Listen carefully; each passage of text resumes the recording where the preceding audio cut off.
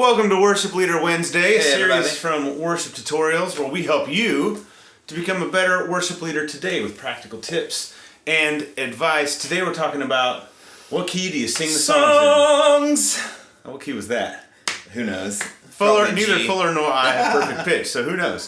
But we're going to talk about what key do you sing songs in? What is a key even? Are we going to broach the subject of picking key for the worship leader versus the congregation? We will broach. Oh! We will broach what no man has broached before. It's coming in this video.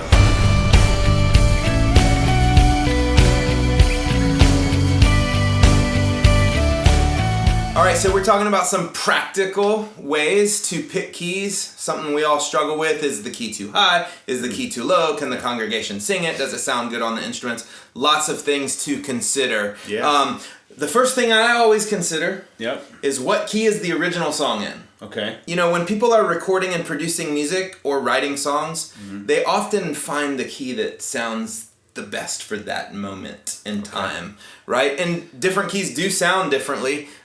D major sounds different than C major. The average person might not be able to tell what the difference is, but there is something to it. Yeah. Also, there are some songs that are written on piano. Right. So they're written for piano voicings, fingerings. There might be songs that are written on guitar that are written better for guitar voicings. Right. But you add a capo and it doesn't really matter, right? Like if you know, so It matters a little. It does matter a little. So consider the original key first. Yeah. And I would ask, why is it in that key? Okay. Because figure that out. Now let me ask you, as a producer, so when a key is chosen for a song, is it typically chosen for the vocalist to be in the sweet spot of the lead vocalist's range?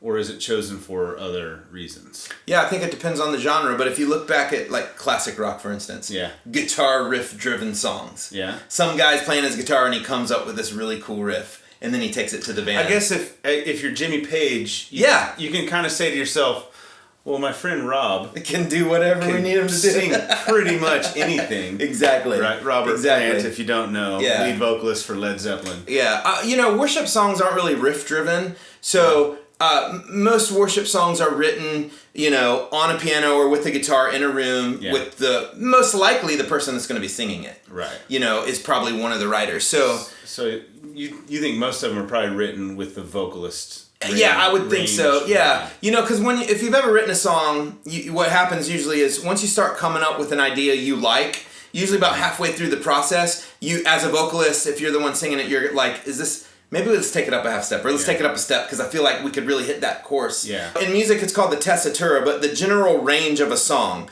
Some songs have very small ranges. Like, you may have a ton of chords, but the notes you're singing are only like a few, like a third or a fourth apart.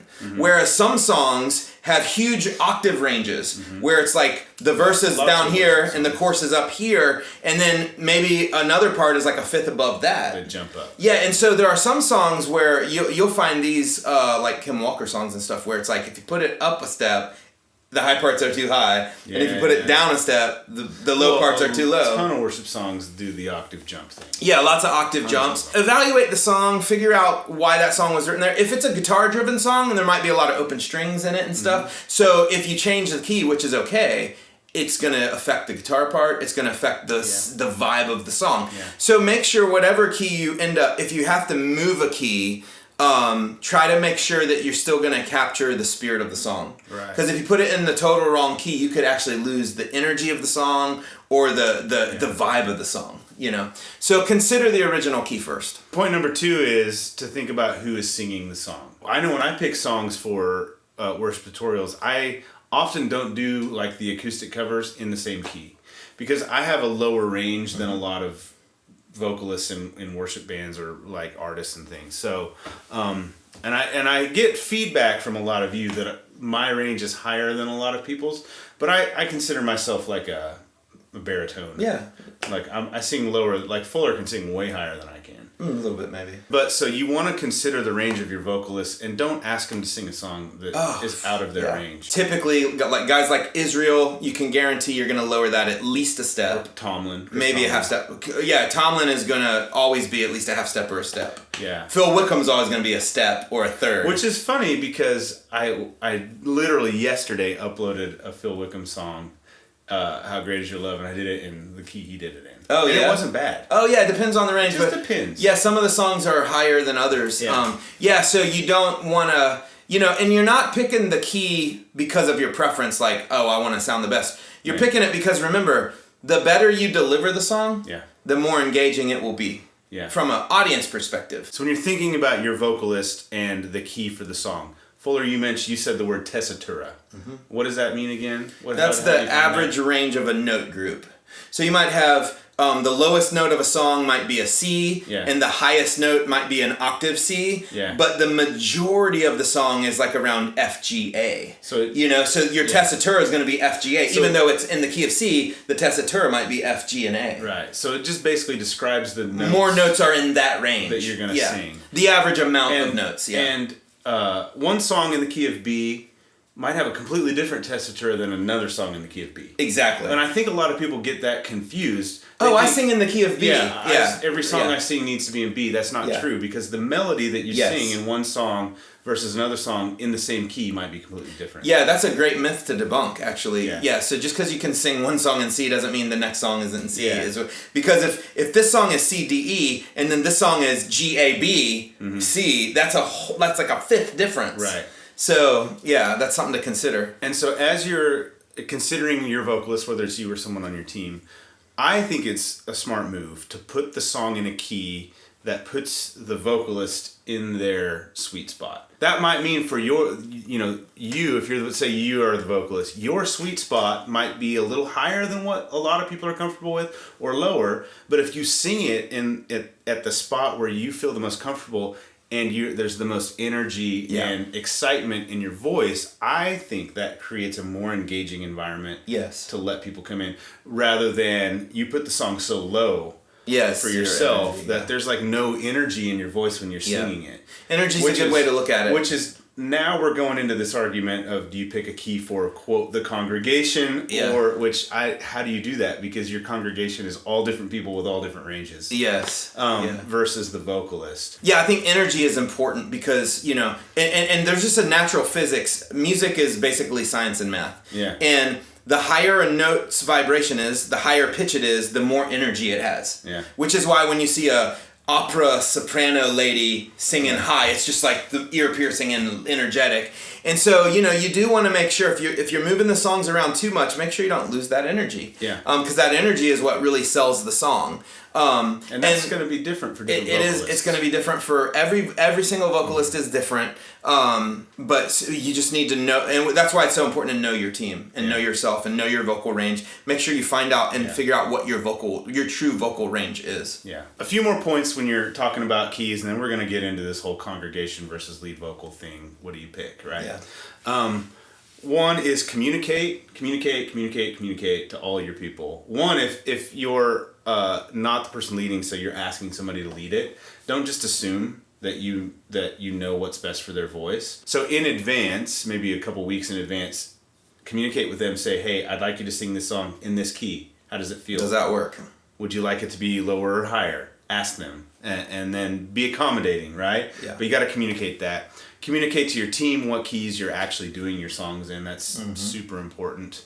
And if you need changes made, make sure that, like if you're a team member, for example, and you've been asked to sing a song and it's too high, communicate with your worship leader or the leader who's in charge of picking that stuff out. Tell them, this is a little high, I'm not going to excel. Because your worship leader doesn't want you, if you're a team member, they don't want you to embarrass yourself in public either. Yeah. Just as much as you don't.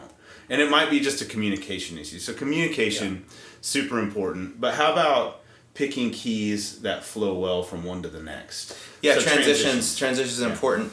I think there's a fine line between, you want your set to be smooth. I don't recommend doing a song in A and then doing the next song in A flat. One step off is good. Well, for one, your ear doesn't adjust well to that, and your instruments certainly don't. Like that's for a guitarist. That's like really, because instruments are intonated differently. So if you have a song that's in A and then another song in A flat, move one of them. Either move both of them to A flat or both of them to A. Yeah. We do that a lot, and that's probably the most common thing. Be cognizant of the keys that you're doing.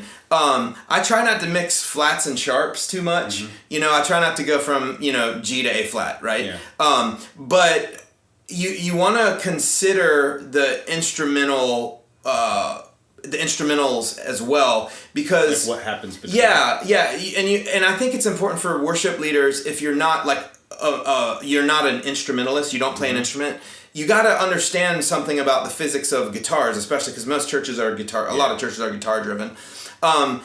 Songs in flat keys are more difficult. Well, you're going to end up with a capo. Yeah, either you're going to end up with a capo, but like if you're doing a song in D flat that was written in D, you're actually changing a lot of how the instrumental parts go, and you're going to have intonation problems. So if you do a set where, like, say Glorious Day, for example, is in D, but we want to do it in D flat. Well, if you're going to do that... Do it in C. Do it in C, or if you're going to do that, make sure the other songs in your set are in D flat and not D. Right. Because your guitar players are probably going to tune down half a step and use the open strings. Sometimes it's good if you're not sure to check with your band director or other musicians and go, hey, I want to do this song, it's in a different key than it's written in. Does that work? Does that create any problems? Which comes back to communication. Yeah, communication is very important. Yeah. And then also, if you got one in D and D flat, do either both of them in D flat or both of them in D. But if the next song is like in B flat, maybe do it in A. Because D to A is a much smoother transition than D to B. Or do the D's in D flat to D flat to so B flat, look at complementary keys. Yeah. And this is all sort of assuming that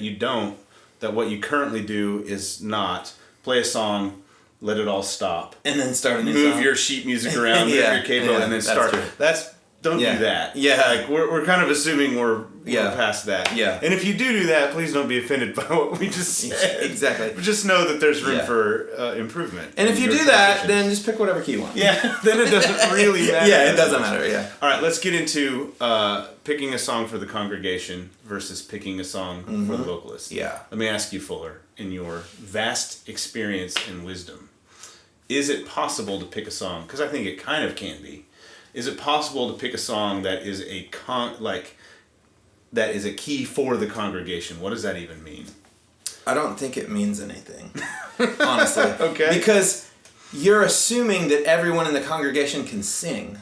And has the same range. Yeah. So I don't think... We're going to get, first of all, tons of comments on what you just said. Yeah. So, I hear this a lot. Well, it's too high for the congregation. They're not going to sing. And I'm like, well, then they'll just sing an octave lower. When you're talking about a congregation, most of them don't sing at all. Like, if you put a microphone in your congregation and just recorded it, I bet you half of them aren't even singing pitches. No, they're singing melodies, or like they're in a different key. Yeah. Like no one very few people in your congregation are going, man, the high note of this chorus is just a little out of my range. Like, nobody's doing that. There might be a handful. Yeah. What you'll get, though, is when you're having females lead songs, you'll probably get more women singing. And if you have men leading songs, you'll probably get more men singing, because it's a comfortable range. But here's the deal. Women are going to jump to the harmonies. Guys are just going to sing out of key.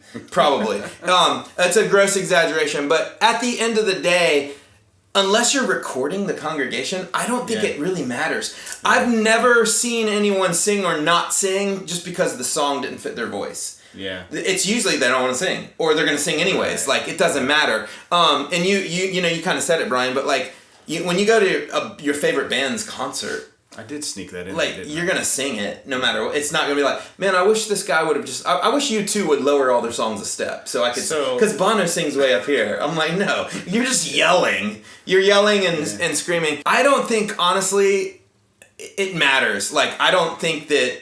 if you're doing an Israel song in the original key, ain't none of the guys in the congregation singing it. But the women probably is right in their sweet spot. And the men are going to sing an octave under. So it doesn't... I just think that...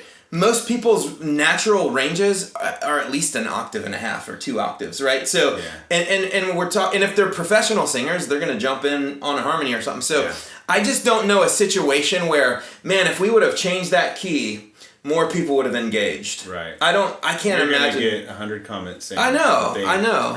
Of course. But there's probably other reasons they're not engaging. Yes. and I think maybe, well, I'm not going to say. I'm just going to end with yes. Yeah.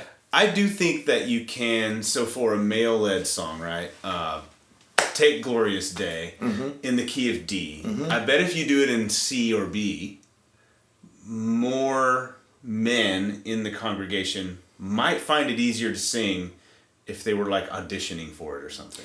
Oh yeah, for sure. Right, but so they're vocalists. It does. Yeah. Like doing a song, say Glorious Day. Doing Glorious Day in B, which is pretty low for that song. Yes, might very put low. the range of the song where it's easier for some people, men in the congregation. Well, it's closer to their speaking voice. Yeah. But it will also put it in a range where it's very difficult for a lead vocalist. Say, I'm going to lead Glorious Day. Yeah. If I'm going to do it in B, my name. Like, it's going to be really hard for me to deliver that vocal with energy and passion and excitement, which I think causes people to disengage far more than doing it a little higher than what they may be comfortable singing. Yeah. So if there's a balance, I think there's a balance. So doing it in the key of C might be the balance for some people. Yeah, I think I would lean more toward putting it in the vocalist sweet spot. Yes. So that they can deliver it better on a Sunday as they're leading. I think that draws people in more than trying to guess what might be a better key for congregational singing that may or may not have any impact on it at all, and then putting it out of the sweet spot of your vocalist. Yeah, and that's the thing. I've been a worship pastor for, I don't even know now, like 13, 14 years. Yeah. Brian, never one time in my entire history of leading worship have I had one person come up to me at any point in my career and say, man, that was too high. Those songs seem a little high. I haven't either. Never have I had that. I've had people say it's too loud. You don't do enough hymns. Yeah. You know, you jump around too much. It's funny. I have never one time heard any single comment from a congregation member saying, I feel like the songs are too high for us to sing or too low for us. Never. You know why? Because here's why I think is if you're a musician and you can sing, you're just going to pick a harmony. Yes. If you are not a musician, you don't know. You don't care. And you don't care. Yeah. Like you just, like my dad has no idea. Yeah. He's just going to sing. He's talking.